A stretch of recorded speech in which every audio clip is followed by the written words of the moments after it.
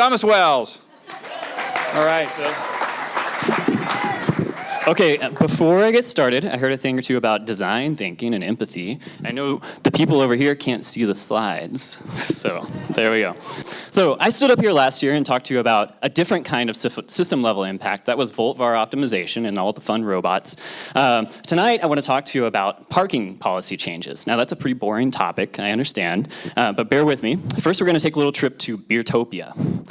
Beertopia is a city that requires that all buildings, residential, commercial, industrial, provide a certain beer ration to all of their patrons and residents each month.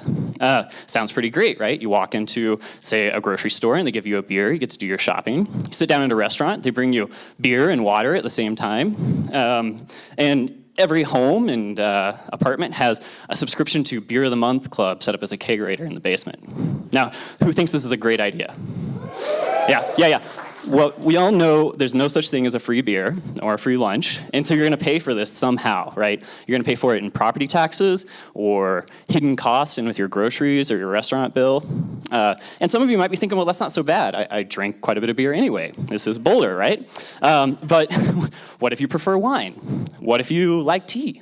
What if you go on vacation and you can't use your monthly beer ration? Or, if you're a recovering alcoholic, just pick a different city. So all of this free beer, this artificially increased supply of beer, is going to drive down the price and drive up demand. So we'll have increased consumption and all of the negative health and social impacts that go with that. It's not so good, right? Hopefully you're seeing where I'm going with this. The current status quo that we have for buildings is that a certain amount of parking be required with them. This is true in most cities. And with that come all of the negative impacts that we talked about with the free beer. So, we have a lot of examples of market imbalances where there's some sort of problem similar to this. Why does this one matter? Well, it turns out that parking supply and parking pricing actually drive, if you will, how much we use our vehicles. And if we like places like Pearl Street or this photo of Buenos Aires or other places that are walkable and nice pedestrian-friendly neighborhoods, we have to do something about the parking supply problem. And the next slide. So maybe you care a little bit about greenhouse gases, right? We're all sort of environmentally minded here. And if you do, you can see that the transportation sector and the electrical sector are actually similar. And some of the studies have shown that parking policy and parking pricing targeted at commuters can actually reduce their greenhouse gas emissions by between 10 and 50%. Now that's a pretty big number. We're talking about 1.5%. Sorry, Tendril. Hopefully I've caught your attention with that 10 to 50%. And so I'm going to try to summarize this 800-page book by Donald Shoup in the next few slides. He says three things to implement these kinds of changes. The first is to reduce those parking minimums. We need to get rid of those. This is downtown Denver. The yellow areas are those areas dedicated to parking. Hopefully you can see that if this were an actual free market, we would have less parking than that.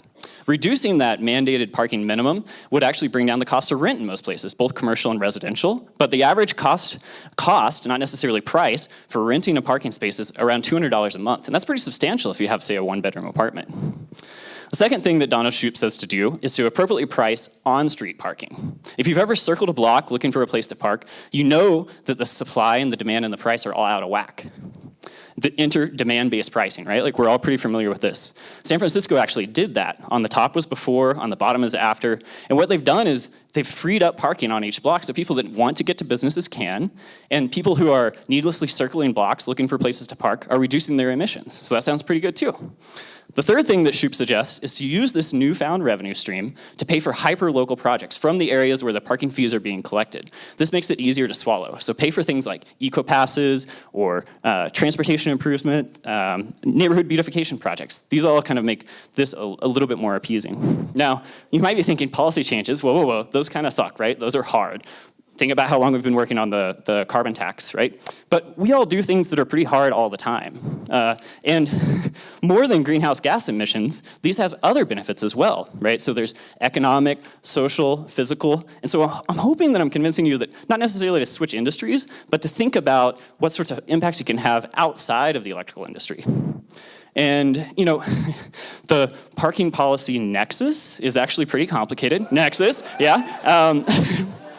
And I've glossed over some things like what are the impacts to low-income parkers, low-income drivers. But we work on complicated problems all the time, and so I think these are all things that we can solve. With any luck, I've convinced you that parking policy is something that you should reconsider. And one of the benefits of the parking policies is that they're set on a very local level. And so you each have a much outsized impact because nobody gets involved with parking policies. So I hope I've convinced you to kind of take a look at what's there. And if you want to talk about this afterwards over a non-free beer, I'd be happy to do that.